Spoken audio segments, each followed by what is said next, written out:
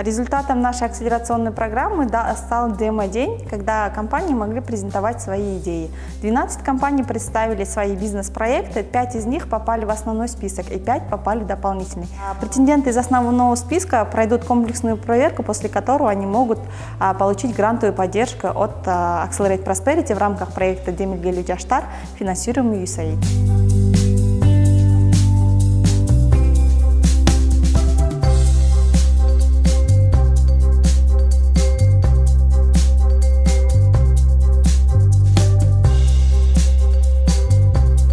Жаштарды жалпы кыргыз экономикасын көтөргөнгө абдан керектүү долбоорлор деп эсептейм. Ишкердүүлүк бул негизилеп бул көрөгөчтүк, тапкычтык, бул ошол жөндөмдөрдү өрчүтөт. Өзгөчө жаштарды жаш убактысынан ошол бизнеске жууруй турган болсо, аралаштыра турган болсо, келечекте ошол мекенде кызмат кыла турган чыныгы ишкерлер болуп чыгат деп ойлойм.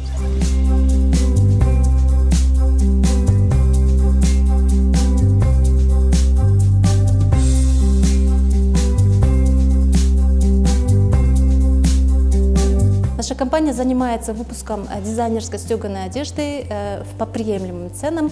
Основной целью участия в этой программе является получение инвестиций для приобретения оборудования, которое поможет обустроить швей, дизайнеров, то есть создаст дополнительную рабочую силу, рабочие, места, и также, увеличение количества и качества именно стеганой одежды.